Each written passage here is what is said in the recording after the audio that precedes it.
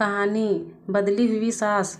उमा आज सुबह से ही बड़ी तेजी से काम निपटा रही थी। उसके पीछे की वजह भी काफ़ी खास थी। उसको पूरे 3 साल बाद अपने मायके जाने का मौका जो मिला था। काम करते वक्त वह काफ़ी रिलैक्स थी, क्योंकि सासू माँ ने उससे कहा था कि कुछ दिनों तक दीपा, जो कि उसकी ननद थी, नहीं आने वाली है। उसकी यह एक ननद 100 के बराबर थी। उमा शादी करके जब घर आई थी तब दीपा को अपनी बहन की तरह प्यार करती थी, क्योंकि उसे खुद की कोई बहन नहीं थी।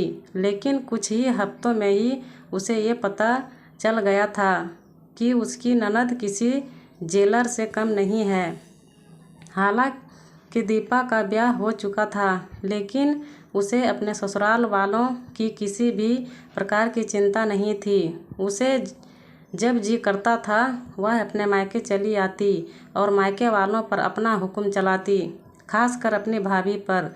वहीं डिसाइड करती थी वह वहाँ पर क्या खाना पकेगा, कोई घूमने जाएगा कि नहीं। यह जाएगा तो कहाँ जाएगा। दीपा ही थी जो हर बार उमा को किसी न किसी बहाने से अपने मायके जाने से रोक लेती थी। लेकिन आज का दिन कुछ अलग था, क्योंकि माँ के कहने पर दीपा के पति ने उसके मायके जाने का इंतजाम कर दिया था। ट्रेन की भी टिकट बुक हो चुकी थी। सारा काम खत्म करने के बाद उमा अपने पति के साथ अपना सामान लेकर घर के बाहर निकले ही थे कि सामने से दीपा आती हुई दिखाई दी। दीपा, जिसके मुंह पर बड़ी ही स्माइल और आंखों में चमक थी, वहीं दूसरी तरफ उमा की आंखों में उसको देखकर पानी आ गया था, जो बस आंसू के रूप में छलक ना बाकी था। भैया भाभी के पास आकर दीपा ने कहा, क्यों भैया, कहाँ चले अपनी पत्नी के साथ सैर सपाटा करने के लिए? अपनी बहन को भूल गए क्या?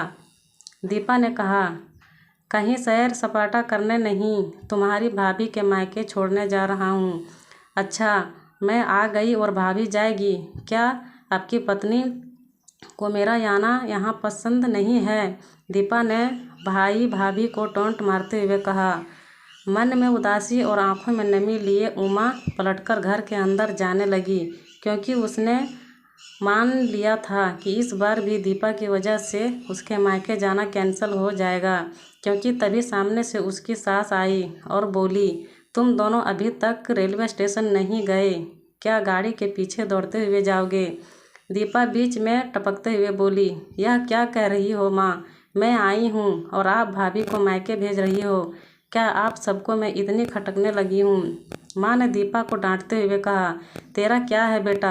तेरे लिए यह मायका थोड़ी ही है, यह तो तेरे लिए एक प्रवास स्थल है, जहाँ तू जब जी चाहे जब अपने ससुराल में बोरियत महसूस करे आ जाती है। लेकिन वह बेचारी तो ऐसा नहीं करती, बल्कि वह तो जब जाना चाहती तब भी अपने मायके नहीं जाती। इसलिए उसका अभी मायके जाना बहुत ज़रूरी है। मैं तेरे या मेरे या किसी और की वजह से उसका इस बार मायके जाना बिल्कुल रद्द नहीं होने दूंगी। पहले यह बात, तू तो कुछ दिनों के लिए नहीं आने वाली थी ना, फिर कैसे आ गई? मैंने तो ऐसे ही कह दिया था। मैं देखना चाहती थी कि मेरे ना आने से भैया खुश होता है कि मुझे बुलाता है। दीपा ने कहा, हाँ हाँ, क्यों नहीं, कोई बुलाए या ना बुलाए, पर्यटन स्थल पर तो हर कोई जा सकता है। अब की बार मेरी बहू को उसके पर्यटन स्थल पर आने की उसके मायके जाने दे। बेचारी ने सिर्फ अपने भाई की शादी देखी है और अब तो उसके भाई को बच्चा भी हो गया है। उसका मुंह तक नहीं देखा उसने। उसे भी अपने हिस्से का सुख भोगने दे। माँ ने दीपा को फटकारते हुए और उमा की साइड लेते हुए कहा। अपनी सास के मुंह से अपने लिए ऐसे शब्द सुनकर उमा की आंखें छलक गई। उसने अपनी सास को गले से लगा लिया। सास ने कहा, बहुत हो गया प्यार, जल्दी जाओ वरना ट्रेन छूट जाएगी। अपनी माँ का बदला हुआ रूप देखकर दीपा बहुत हैरान थी। उसे यकीन नहीं हो रहा था कि यह वही माँ है जो उसका हर काम मानती थी और हमेशा उसका पक्ष लेती थी, चाहे बहू सही हो या गलत। वहीं माँ अपने मन में अपनी उस दोस्त को धन्यवाद दे रही थी जो कुछ दिनों पहले उसके घर आई थी और कुछ दिन रही थी और जाते जाते उसकी आंखें खोल गई थी।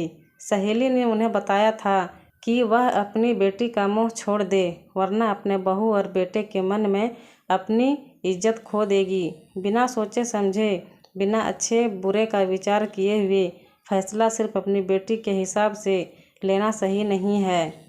रेलवे स्टेशन पर ट्रेन डब्बे में बैठी उमा के चेहरे पर एक बहुत प्यारी मुस्कान थी, जिसे देखकर दीपक को महसूस हुआ कि यह वह प्यारी मुस्कान है जिसे उसने 3 सालों से देखी नहीं थी।